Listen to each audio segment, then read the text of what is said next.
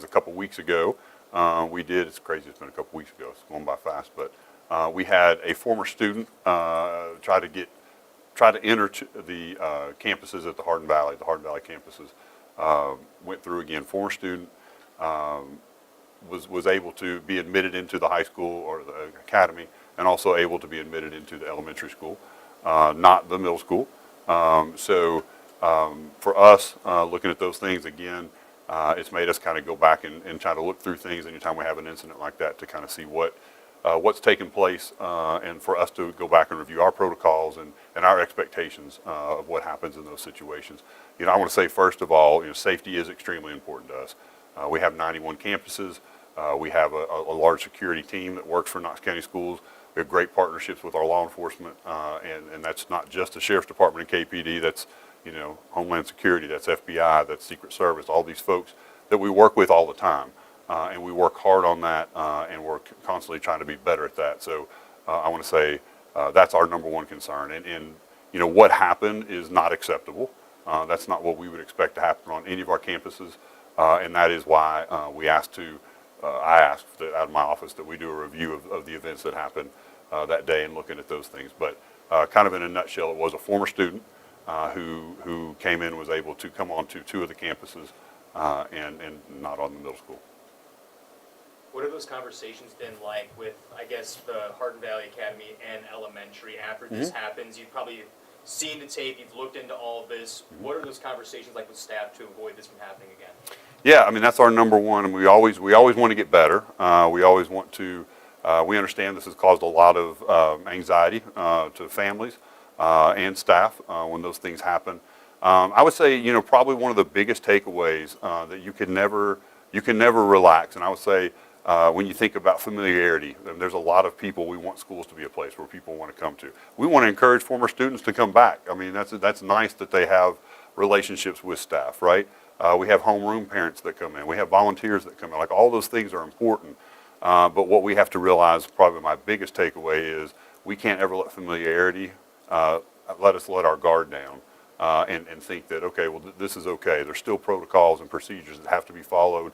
And I know sometimes that can even be for someone who works at a school a lot or volunteers at a school a lot, that can feel kind of redundant or, well, you know me, but we can't ever do that. So that's probably one of the bigger takeaways, that all of our staff needs to make sure that they're tight on that.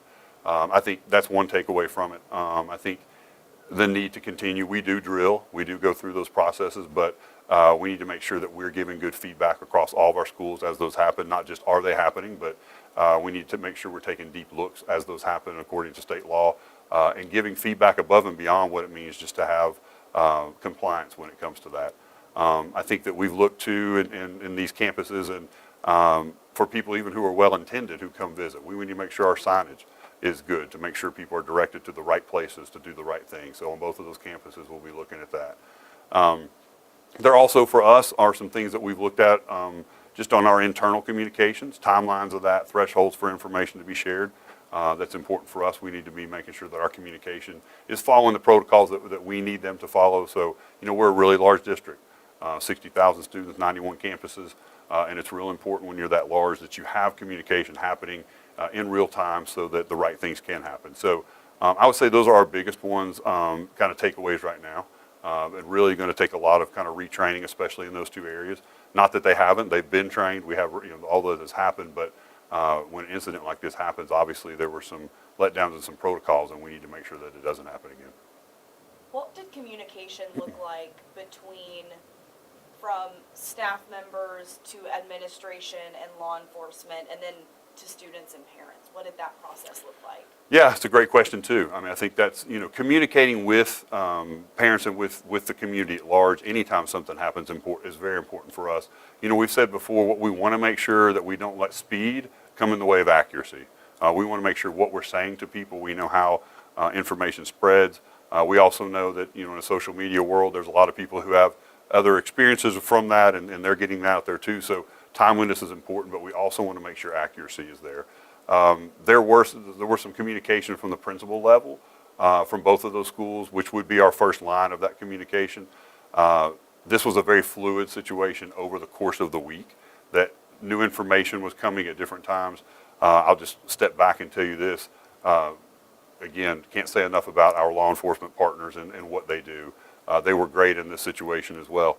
You know, we have protocols, and I won't go into all of our protocols for different things, but when things like this happen, we do turn them over to KCSO in this situation. Would be KPD if it were in the city, and we ask them to look into these things as well. So they continue doing their investigation, giving us advice on things too. So as the week went on, we were learning new things, and so it grew to a place where there were other communications. At one point, we put a district communication out. Well, again, once we knew it was accurate, and we had that, the principals had been doing most of the communication up to that point, just because there were people in the schools. There were some staff members who were talking about some things, and we understand that it was happening in their school, and so we wanted to have that communication out. But I'll say again, anytime these situations happen, we want to go back and even look at our protocols and our timelines. We want to look at that. That was part of my internal investigation as well, is where can we be better, more timely. Information is important, but again, we always want to make sure that it's accurate. This happened on March 16th. How long did it take for you to be notified of what had happened and then for you to start your internal investigation? Yeah, that same thing. That the week of the 16th was pretty fluid. We had different amounts of information at different times, and that was, initially when that information came out, principals were handling some of that communication. We learned more things later in that week. I was apprised more toward the end of that week that what was going on. I got some pretty good information by the very end of that week that this is something that I need to take a deeper look into. And then Monday, we announced that the superintendent's office was going to take a look into all of those things. Now, it wasn't that nothing was happening before then. We have security protocols on things like after-action reviews and how that team, that they had been out to the school. There were conversations happening with staff prior to that.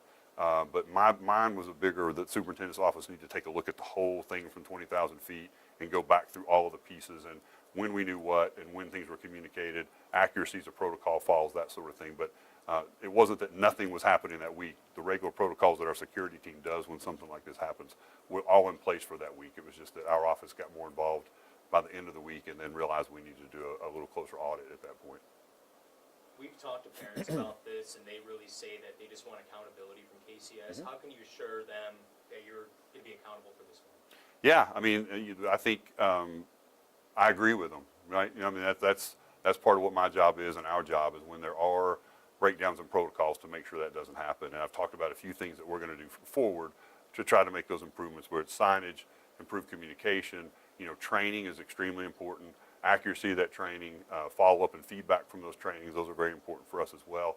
And then, I'll continue to look in on some of the personnel, and if there's a need to do some of those things, we'll take care of that as well. But at this point, I think the main things that we can do and really focus on are making sure we're trained, making sure protocols are followed, making sure these things don't happen again, and then making sure that, again, we communicate out as we have the accurate information to do so. Any repercussions or maybe punishments for the staff members who did let Mater Valley into the building? Yeah, we typically don't talk about details of what those individuals, where that is and where that's at. Again, my review is comprehensive across the board. I want to know overall from a district stance as well as what happened in those two locations, and that's part of what we're looking at. So, we'll do the appropriate follow-ups as needed on that one. You said you encourage students to come back, and that's what this guy was doing, coming back theoretically and talking to teachers. So what is the protocol, answer to Olivia, but what is the protocol for students coming back to visit a school? Sure, and when I said that we encourage, students to come back, it's important. There's not a school that doesn't want their alumni to come back. There's a lot of schools that have foundations that want, to still be part of that and come to football games and band concerts. And, we want the community at large, parents, everybody. So, really our expectation, whether you're a former student or anyone else, is the same. If you're a visitor to our school, and I won't go into what all those protocols are, but there are an expectation of a level of the protocols that we have in our security department, that we train our staff, our front office, our administration, all part of school safety plans to follow. And I would say anyone who does want to be a visitor needs to make sure they're following those. It starts with entry to the school, and then there's a series of things after that happen. So, we want schools to be a place where people come back and the community is involved. We just need to make sure that they're following the protocol so that everyone can safely interact and the people who need to be there are there. We got some information from the DA's office that kind of gave us a better look of what exactly happened. And I know this investigation is still ongoing, but are teachers or staff at any of the schools going to get any more training about how to handle this situation if it were to happen again in the future? Yeah, I would say, two things, right. I mean, as far as details of those parts, DA's office, Knox County Sheriff's Office need to talk about investigative parts on that and where they are with that. But yeah, 100%. I mean, the best thing we can do in any of these situations, and we don't just do it for this situation, anytime we have something that doesn't follow our protocols, especially in safety, we want to go back, we want to train. Our chief and our safety division will be involved directly with the school in that, going back through that, having those conversations with folks. And again, it's not a lack of training. The trainings have happened, but obviously not all protocols were followed in this situation. So we'll work with that staff, we'll work with the administrators there to make sure that everyone's clear on that, understands those roles. And we need to keep giving feedback to all of 91 of our schools as they practice those drills. Does your investigation that you're doing at the superintendent level, is that just for those two campuses, Hardin Valley Academy and Hardin Valley Elementary School, or is it district-wide, is it region-wide? Can you talk a little bit about that? Yeah, I mean, whenever we get involved, we've done that in the past in a few things. It's typically, I want to look at everything from 20,000 feet. Obviously these two campuses are where this took place, and so that is part of that. But I want to look through everything, timelines, all the way up to what our protocols are, how our buildings are laid out. We talked about signage, things like that. So I want to look at all of that, especially because these are the two places where the protocols weren't fully followed, and it led to this. So yeah, but I mean, that all starts with us looking from assistant superintendents down, right? I mean, that's part of what we need to do, and we do that. It's not unique to this one. We've done that in other investigations that we've done over the last 4 years. It's real important we go in with an open mind and let the data be the data. And I personally don't do the investigation. They bring the data to me, and I've got a group not associated with that who does that for me and brings that, and then we're able to ask the questions we need to. And we want to look from top to bottom again. We've mentioned a few of those, from communication being improved to drills and trainings and procedures and those kinds of things being done. So whenever something like this happens, you want to look at every one of those pieces of where we can be better and what can we do to prevent something like this happening in the future. Talk a lot about improving some of the communication and signage and everything, and especially at all of the schools. Are there any more drastic measures you might take to improve security or to improve how these events might take place and how they are handled? That's a good question. I will say this, just a little bit peeling back. I mean, every one of our schools has a safety plan, a security plan. We have a safety team that's roughly 120, 125 individuals, with our own internal chief, bonded through the sheriff's department. So we do a lot around safety. We do a lot on the preventative side of that. We do a lot on reviewing those annually, and sometimes even more than that. We drill all the time. We do a lot of these kinds of things with the hope that if something happens, it doesn't, right? That everything works as it's supposed to, and it doesn't being a bad thing. I feel very confident in those pieces. It's not we need one more thing or one more person. I think those things are there. I think this is a situation where you look at it and go, did things work the way we expect them to work? And I would say I think that's more the case on this one. That's why I think the training is extremely important.